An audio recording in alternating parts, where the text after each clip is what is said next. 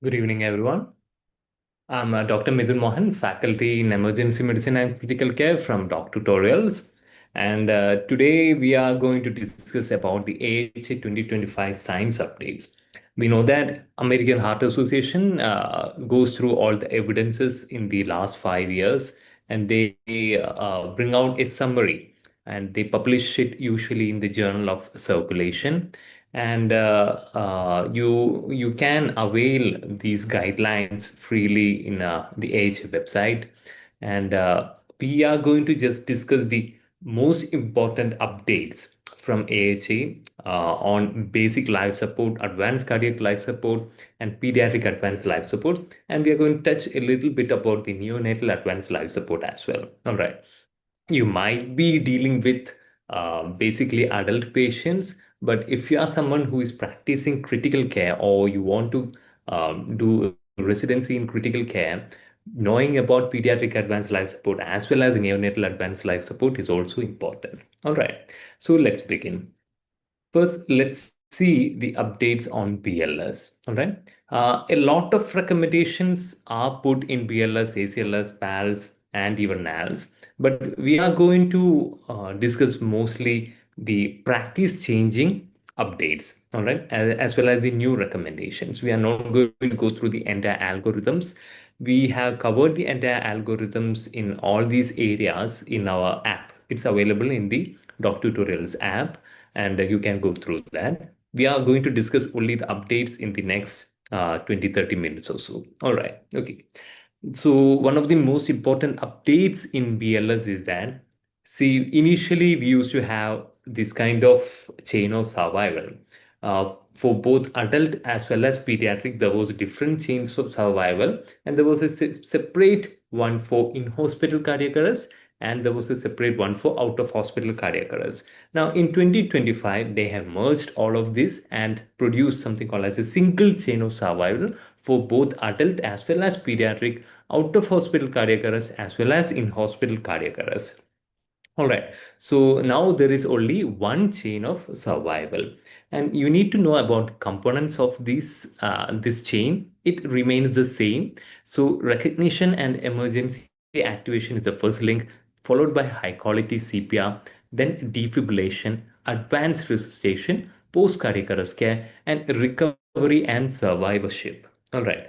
Now they are giving even more importance for recovery, the last link, and they have added something called as survivorship, because these patients require a lot of emotional, mental, as well as physical rehabilitation, all right, to achieve the optimal outcome for these cardiac arrest survivors. All right. So that's the first update. There is only a single chain of survival now. Now, coming to chest compressions, this is something which we usually practice, but they are now mentioning it as such. When you're doing CPR, the rescuer's knee should be at the level of the patient's torso. All right. Coming to the airway management, this is particularly for patients who suffer cardiac arrest following trauma. So, if even if these patients are having head and neck trauma, see, we know that basically we are not supposed to do head tilt chin lift maneuver. We are supposed to do a jaw thrust maneuver or use airway adjuncts. But if that doesn't help us to open the airway, then the recommendation now is that you can go for head tilt and chin lift maneuver. All right. So as a rescue method of opening the airway, you can go for head tilt and chin lift maneuver, even in trauma patients. Now, coming to the ventilation part, the update is that adult patients in cardiac arrest give enough tidal volume to produce visible chest rise. First of all, they used to, in 2020, they used to recommend that we need to give about 600 to 800 ml tidal volume, especially in the advanced cardiac life support. Now they have changed that just enough tidal volume to produce visible chest rise, and we have to avoid hypoventilation in the form of too few breaths or too little volume. And we need to also avoid hyperventilation, which could be either too many breaths or too large a volume. All right. So just enough volume to produce visible chest rise. That's how we are going to monitor whether the ventilation is effective or not. Now, coming to compression ventilation ratio, this remains the same, 30:2 compression ventilation ratio if you are not having an advanced airway.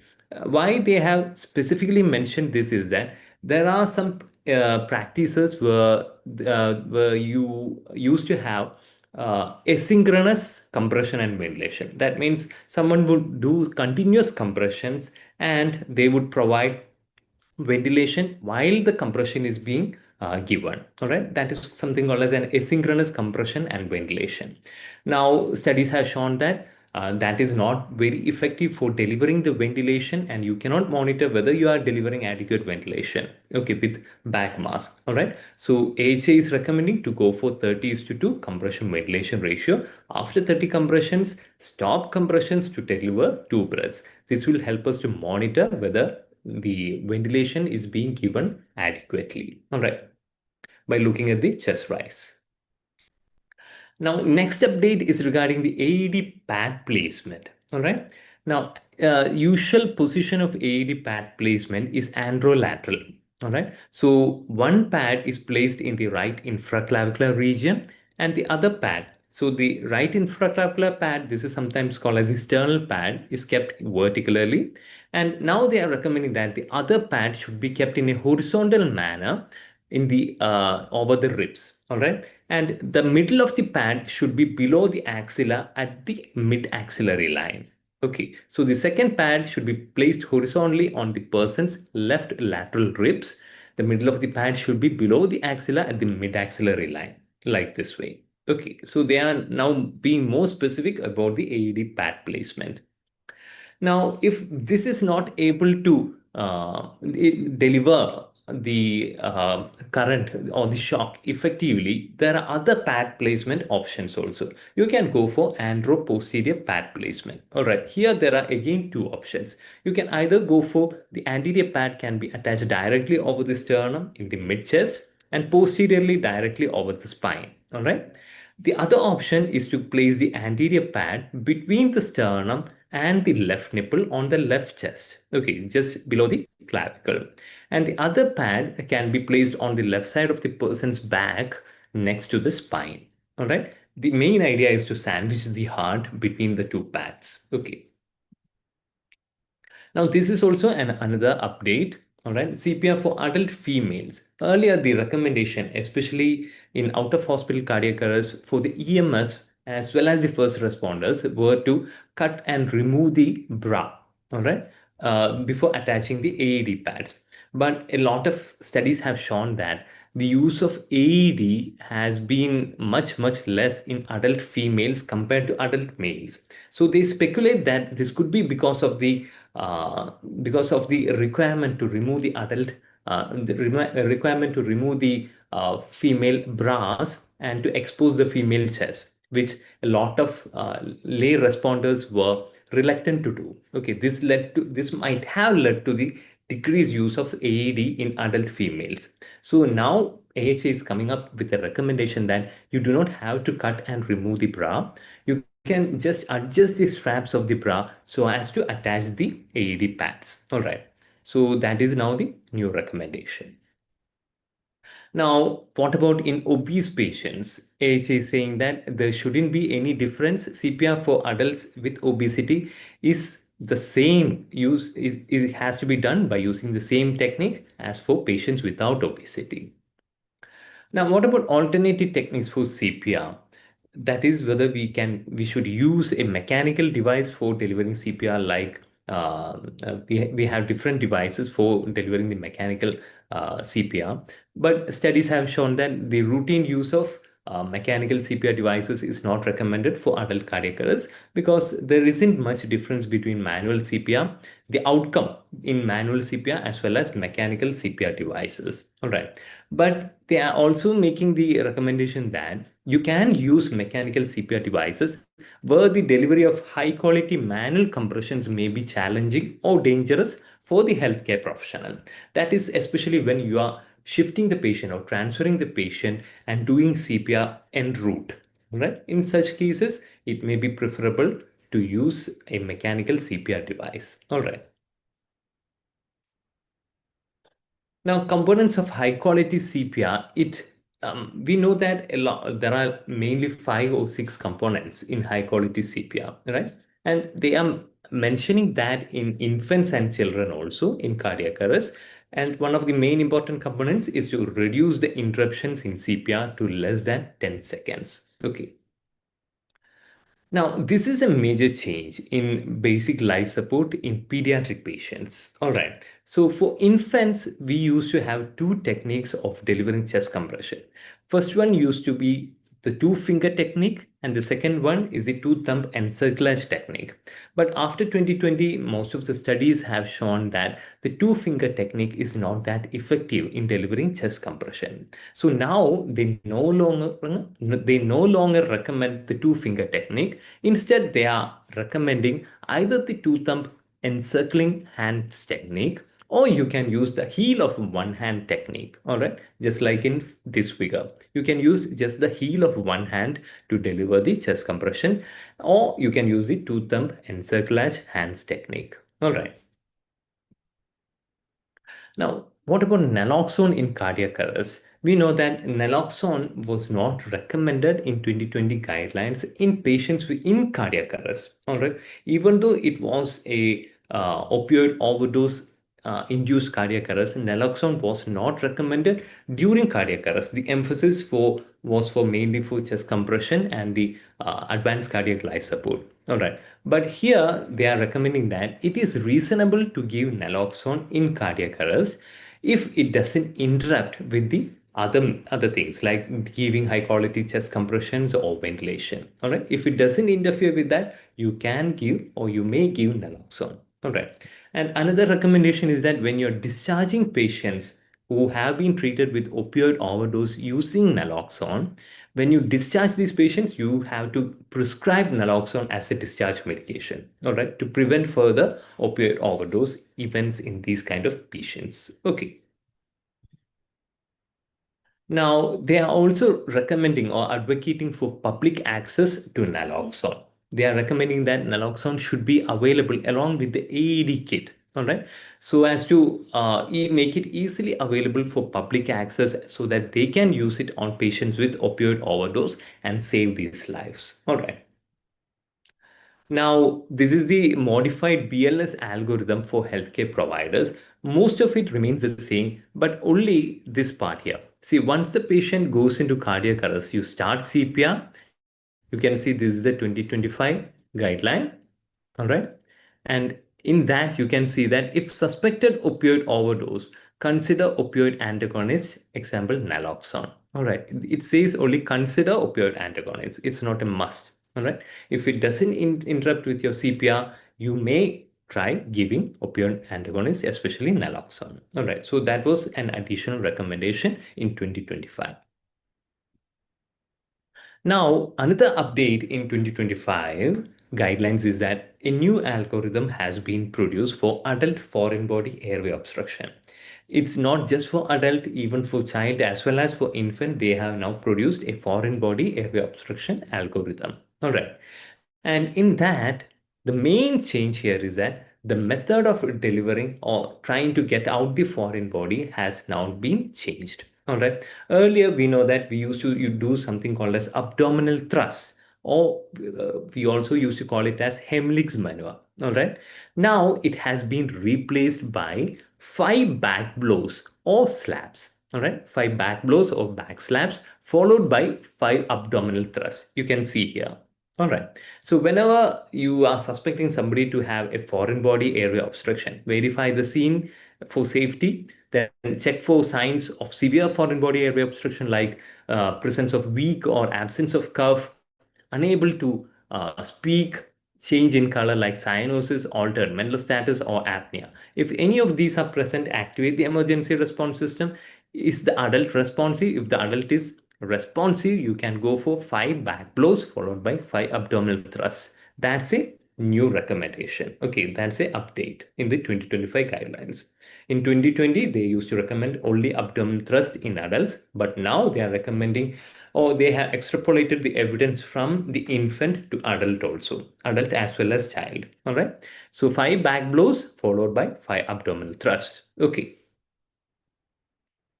Now, if the adult is a pregnant woman, instead of 5 abdominal thrusts, we will go for 5 chest thrusts. Okay. Now, child foreign body airway obstruction, again, it has been modified to 5 back blows followed by 5 abdominal thrusts, just like in adult. Okay. Now, another change in infant foreign body airway obstruction. We know that we used to give 5 back blows followed by 5 chest compressions. All right. Here, instead of chest compressions, they have changed it to 5 chest thrusts because this is not same as chest compression during CPR. All right. And here, for 5 chest thrusts, instead of using the two finger technique, we have to use the one heel of one hand technique. All right, and use the heel of one hand in the middle of the chest for chest thrust. All right, so initially give 5 back blows, after that 5 chest thrusts. Use the heel of one hand in the middle of the chest for the chest thrust. All right, no longer teaching the two finger technique for chest thrust. Okay, so that's the difference in foreign body obstruction algorithm in both adult, child, as well as infants. Now, they have also mentioned about recognition of stroke in adults, all right? And they are now recommending that we can use pre-hospital screening tools like FAST or the Cincinnati pre-hospital stroke scale. FAST, everyone knows, we are looking for face droop, then arm weakness, speech difficulty, and it's time to call 911. All right. Cincinnati pre-hospital stroke scale include the first three components of face, arm, and speech. All right. Both these tools have been found to be validated to identify as a pre-hospital stroke screening tool. All right. Now, it is reasonable for first aid providers to measure capillary blood glucose in adults with suspected stroke if it doesn't delay the activation of EMS. And yeah, that's the main important thing about stroke in adults. But one of the major updates in BLS is that now they have added that we need to recognize stroke in children as well, because approximately 40,000 children worldwide experience stroke every year. All right. So now AHA is recommending that we need to recognize stroke in children as well. All right. So if pediatric stroke is suspected, EMS should be activated and the child should be transported to an emergency department. And it is reasonable to consider stroke when common pediatric symptoms are present in association with other neurological signs and symptoms. All right. So focal signs and symptoms can be in the form of hemiparesis, limb weakness, facial droop, altered sensation, visual disturbances, or even speech disturbances. Now, altered signs and symptoms can be in the form of altered mental status, seizures, headache, ataxia, vertigo, dizziness, or even nausea, vomiting. All right. Now, adult stroke scores are not validated in the pediatric population, and it should not be solely be used to identify the broad presentation of stroke in children. Okay, just because these tools like NIHS, it's not validated in children, we shouldn't be using them at present. Now they are mentioning about seizures as well. So when does mainly they are recommending when to activate the emergency response system by the first aid providers when you see seizures. All right. So any first time seizures lasting for more than 5 minutes, more than one seizure that occurs without the patient returning to baseline mental status in between, seizures occurring in the water, seizures with traumatic injuries, difficulty breathing or choking, seizure in an infant less than 6 months, seizure in pregnant individuals, or if the individual does not return to baseline within 5 to 10 minutes, one seizure activity has stopped. In all these circumstances, the first aid responders, first aid providers should activate the emergency response system. Okay. Now, what should they do when they see a person seizing other than activate the emergency response system? The first aid responders should stay by the side of the seizing patient and try to minimize the risk of the injury to the individual. All right, by helping the person to the ground, placing the person on the side in the recovery position, and clearing the area around them. All right. And for children who have experienced a febrile seizure, now AHA is recommending that administration of antibiotics like acetaminophen or ibuprofen is not effective in stopping a seizure or preventing a subsequent febrile seizure. All right. Now, the patient having the seizure should not be restrained and nothing should be put in the mouth and no food, liquids, or oral medicine should be given to a person who is experiencing a seizure or who has decreased responsiveness after a seizure. Okay, this is mainly for first aid providers.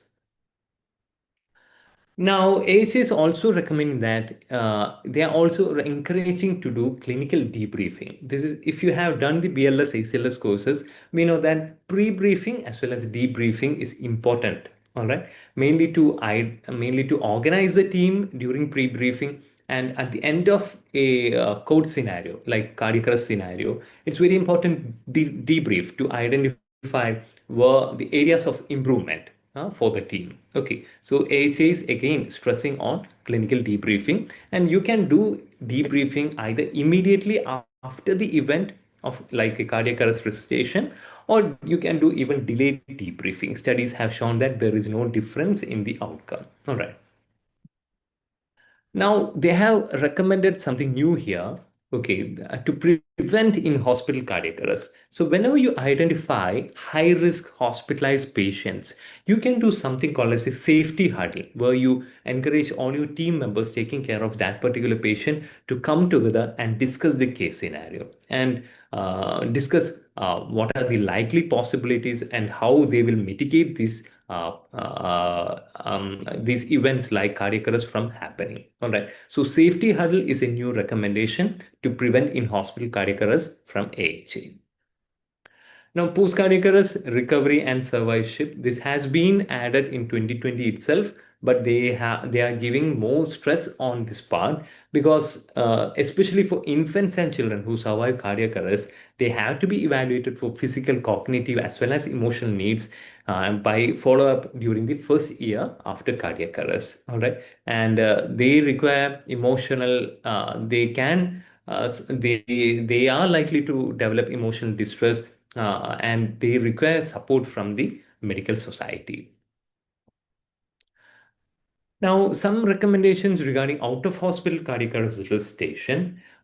HA recommends that it would be beneficial to have an advanced life support level clinician present during the resuscitation during in out-of-hospital cardiac arrest. Okay, so someone trained in advanced cardiac life support, if they are present, always it would be better. Now, another recommendation is that the EMS team should be large enough so that each member can take care of one discrete role which is assigned to them. All right. Rather than one team member performing multiple roles, the team should be large enough. Okay. Another recommendation is that EMS should be prepared to perform termination of resuscitation on scene. This is because if they are not empowered to call in when they can stop CPR, then these patients, all these patients who are having out of hospital cardiac arrest will have to be transported to a hospital before terminating CPR. All right. So that is not required. If the outcome is poor, the EMS itself, the emergency medical services, the pre-hospital team should be empowered to stop CPR on the scene itself. All right. This helps to avoid unnecessary CPR, unnecessary harm to the pre-hospital providers, EMS personnel, especially when they do CPR en route to the hospital. All right. Now, another update is that prioritizing on-scene resuscitation. So, when you are having an out-of-hospital cardiac arrest, the EMS, it's better to stay there and try to achieve ROSC, return of spontaneous circulation, or get the pulse back at that scene itself before shifting the patient. All right, that would be the ideal thing to do. But only in certain circumstances or in special circumstances, like in cases of hypothermia or in cases of electrocution, where the patient is having persistent cardiac arrest and might require extracorporeal life support. In such cases, it's better to transport the patient immediately. All right. In all the other situations, in most of the other situations, it's better to prioritize an on-scene resuscitation. All right. So that was about the BLS update in 2025. Let's move on to the ACLS update. All right. Now, if you look at the cardiac arrest algorithm, there hasn't been much changes, or you can say there isn't any changes so at all in the cardiac arrest management algorithm. All right.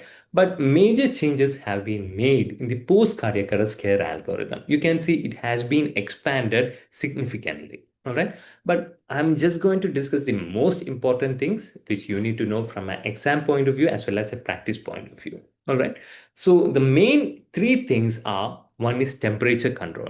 Earlier, we used to call this as therapeutic hypothermia or even target temperature management. All right. Now they have replaced that term with temperature control because evidence has shown that there isn't a much difference when you go for a temperature control from going for therapeutic hypothermia. So earlier, the recommendation used to be maintain a temperature between 32 to 34 degrees Celsius. Then they expanded it to 32 to 36 degrees Celsius. But now they are saying that you can go for any temperature between 32 to 37.5 degrees Celsius, which is almost normothermia. All right. So you can go for hypothermia temperature control at around 32 to 34 degrees Celsius, or even normothermic temperature control, which can be between 36 to 37.5 degrees Celsius. All right. So just preventing hyperthermia is the most important thing. All right. So that's what they are recommending by temperature control rather than going for the term of targeted temperature management. You do not have to manage the temperature right now.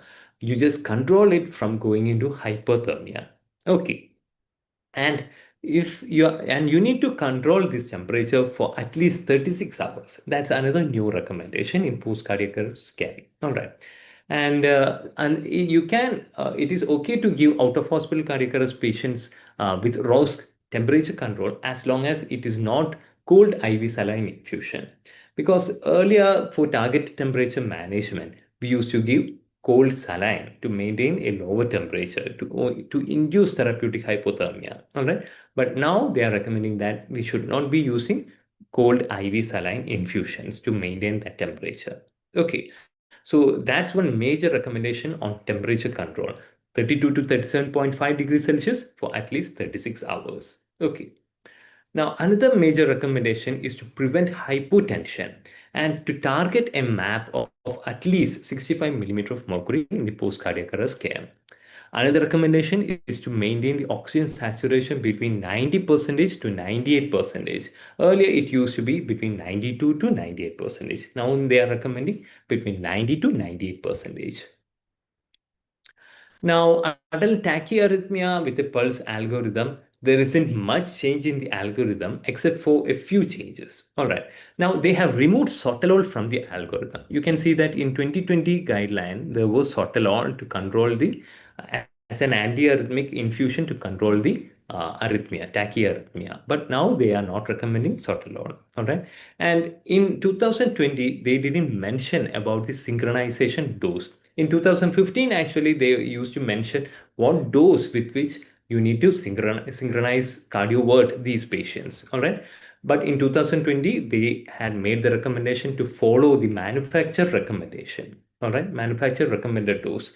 But in 2025, they are again specifying the dose required for each of these arrhythmias, each of these tachyarrhythmias. So for narrow complex tachycardia, you can go for 100 joules. Monomorphic VT, you can go for 100 joules. Atrial fibrillation and atrial flutter, you need to give higher energy for synchronized cardioversion. So they are recommending 200 joules each for these two arrhythmias. Okay, this is for biphasic defibrillators. And if the patient is having a polymorphic VT like Tosaris, you go for defibrillation dose, and this is unsynchronized. Here we do not go for synchronized cardioversion, we go for unsynchronized defibrillation dose. Okay.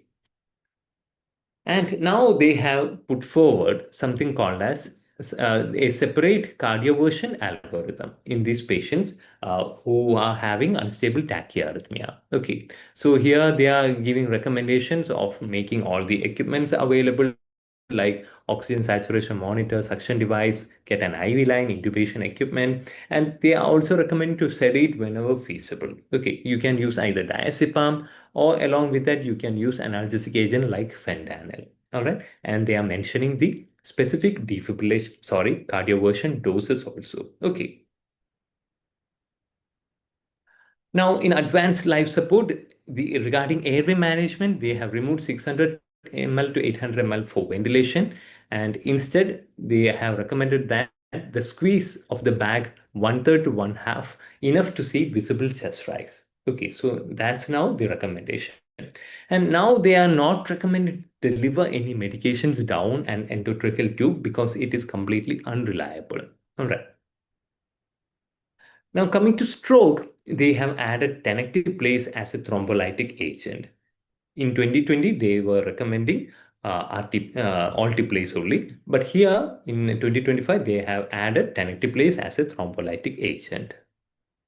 Now, coming to extracorporeal life support, they are recommending that patient selection criteria is very important. It has to be mentioned, and centers with ECPR program should have a definite patient selection criteria to maximize the cardiac arrest survival, ensure equitable access, and limit the futile efforts. All right. And these patients who may benefit from extracorporeal life support, in such patients, rapid intra-arrest transport for ECPR may be considered for limited, highly selected adult out-of-hospital cardiac arrest patients, like hypothermia patients. Okay. Now, temporary mechanical circulatory support, they are recommending that it may be used with refractory cardiogenic shock after cardiac arrest. So, a left ventricular assist device like Impellac may be used in these kind of patients. So that was about the ACLS update. Mainly, it's on the post-cardiac arrest care algorithm. Now coming to the PALS update. Again, I already mentioned the two-finger technique is no longer recommended. Instead of that, you can use the two-thumb encirclage technique, or if that is not possible, you can use the heel of one hand technique. Now, drug administration for infants and children in cardiac arrest with initial non-shockable rhythm, like assisted or PA, it is reasonable to administer the initial dose of epinephrine as early as possible. Now, this is something new which they have updated. All right. So it's regarding measuring physiology during the CPR. So they are recommending that for infants and children with invasive airway in place, that is an LMA or a endotracheal tube in place, ETCO2 monitoring may be considered to monitor CPR quality. And we know that ETCO2 more than 20 millimeter of mercury is suggestive of good quality CPR. If it is less than 20, you need to improve the quality of chest compressions. Now, a specific ETCO2 cutoff value alone should not be used as an indication to end resuscitative efforts in infants and children. So just because the ETCO2 value might be less than 20 or more than 10, do not use that as a poor prognostication marker and stop resuscitation. All right, because survival has been demonstrated even with low ETCO2 values. Okay. Now, another recommendation is that for infants and children with continuous invasive arterial blood pressure monitoring in place during CPR, for example, patients in ICUs, pediatric ICUs who already have an invasive IABP monitoring, a diastolic blood pressure of 25 millimeter of mercury or greater in infants and 30 millimeter of mercury or greater in children 1 year of age or older is recommended. So this should be the target to ensure high quality CPR. Now, update on post-cardiac arrest management in pediatrics is that after cardiac arrest in infants and children, it is recommended to maintain a systolic as well as mean arterial blood pressure greater than 10th percentile for age. So it's not a definitive value, it's 10th percentile for age. All right. So it should be, we should be targeting a blood pressure more than 10th percentile for age. Now, prognostication, just like in adults after cardiac arrest, you need to use multiple modalities for predicting the neurological outcomes. And they are recommending that the cuff or gag reflex alone should not be used for predicting poor outcome. Okay, absence of these reflexes alone cannot be used to predict poor outcome. And they are also recommending that EEG should be used for up to 72 hours for cardiac arrest to predict a favorable or unfavorable neurological prognosis. All right. So cuff or gag reflexes alone should not be used, but you can use EEG. Okay. So multimodal approach is recommended. Now coming to chalking in children, we already mentioned administer 5 sets of 5 back blows followed by 5 abdominal thrusts. All right. And chalking in infants, 5 back blows followed by 5 chest thrusts. Okay. Coming to the NALS updates 2025. Now, NALS for neonates, they have made a separate newborn chain of survival. All right. Now, it has 7 links in it. First of all, prevention. The second link is recognition and activation. Third step is initial steps. Okay, so initial steps including warm and maintain normal temperature, drying the child, positioning the child, stimulate and clear airway if needed. All right. So if that doesn't work, then you might have to go for ventilatory support. Okay, so these things comes before going for chest compression. So we know if the heart rate is less than 60, despite adequate oxygenation and ventilation, you need to start chest compressions. All right, that comes under advanced resuscitation. Then you have postnatal care and finally recovery. So remember the 7 links of neonatal chain of survival. Okay. Now, this is something very important, umbilical cord management. All right. For term newborn infants and for newborn infants born at less than 37 weeks of gestation who do not require immediate resuscitation. That means these are vigorous children. Okay. Vigorous newborns. Okay. They are having good tone. They are crying immediately. In those kind of neonates, newborns, you can defer cord clamping for at least 60 seconds. It has been found to be beneficial compared with immediate cord clamping. All right, in the sense that it has shown to improve hematological indices as well as iron status in infancy.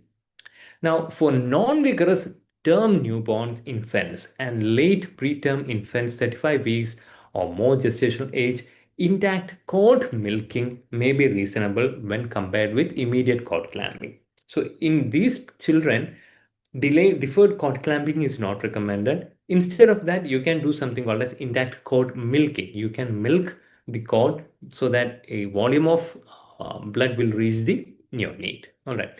And this has shown to decrease the rate of cardiorespiratory support requirement in these kids, moderate to decrease the moderate to severe hypoxic ischemic encephalopathy incidence, and decrease the incidence of use of therapeutic hypothermia if you do intact cord milking. All right. Coming to ventilation, CPAP, and oxygen. For newborn infants, initial peak inflation pressures of 20 to 30 centimeter water is reasonable with adjustment of peak inflation pressures to provide effective ventilation. All right. So the recommended initial peak inflation pressure is 20 to 30 centimeter water. Now, at what rate should you ventilate these newborns? The recommended rate is 30 to 60 per minute. Earlier, the recommended rate was 40 to 60. Now they have changed to 30 to 60 per minute. Now, instead of going for direct endotracheal intubation, you can use video laryngoscopy. It has shown to achieve much more first pass success. All right. And instead of going for endotracheal intubation in these newborns in whom face mask ventilation is unsuccessful, you can even go for laryngeal mask LMAs as an alternative. All right. And they are also recommending that instead of going for face mask ventilation initially itself, you may even use laryngeal mask as an alternative. All right.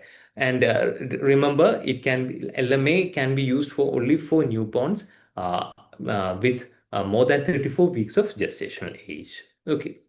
In preterm newborns, infants born at less than 32 weeks gestational age, this is regarding how much oxygen receiving respiratory support at birth, begin with 30% to 100% oxygen. All right. So whether we should give a low oxygen or high oxygen, studies have shown that children who have been given high oxygen, especially one meta-analysis has shown that they tend to have a better outcome. All right. So you can give between 30% to 100% oxygen and reduce the oxygen supply based on the target saturation, oxygen saturation. All right.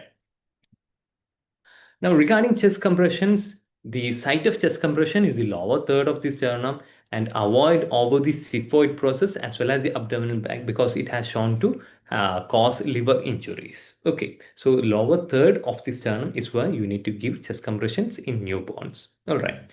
And every 2 to 5 minutes, you need to change or switch between compressors. It's not exactly every 2 minutes like in adults, but every 2 to 5 minutes, as soon as one of the compressors is getting tired, you need to switch between compressors. All right, so let's just quickly summarize the updates in BLS, ACLS, PALS, and NALS. All right, first of all, BLS updates. Now there is only a single chain of survival.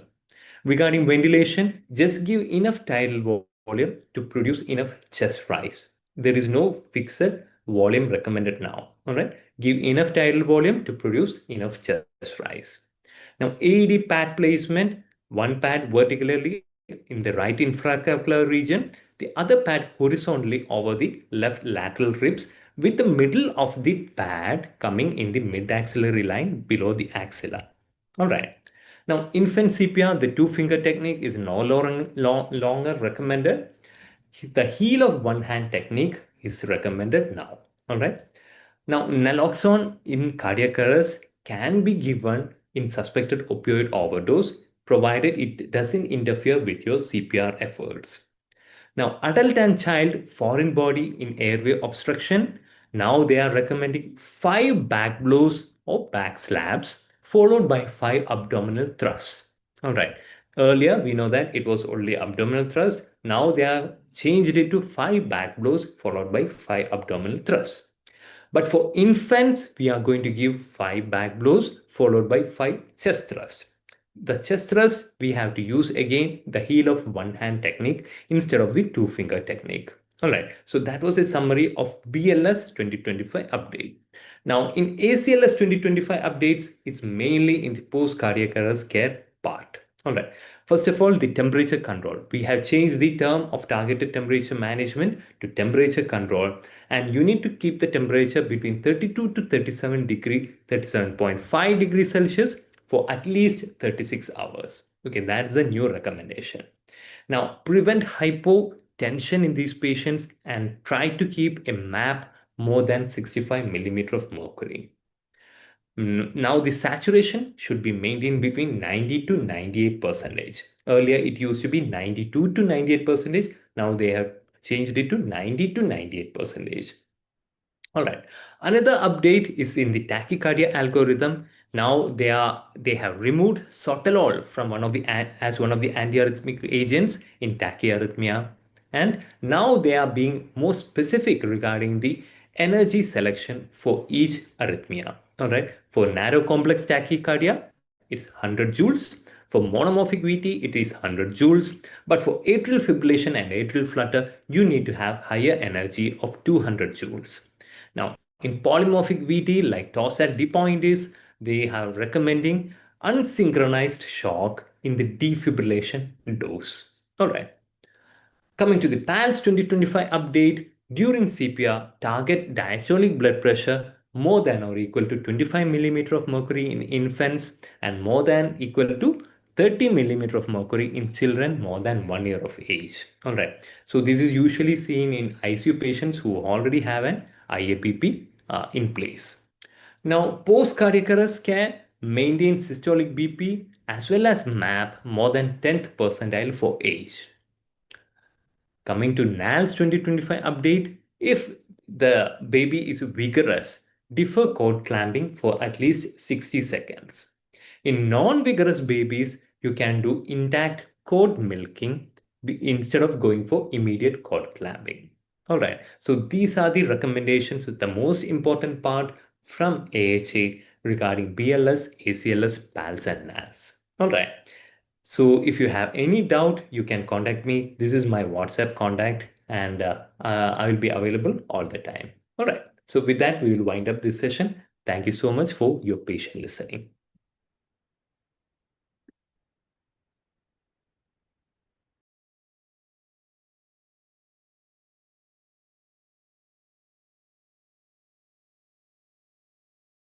Recording stopped.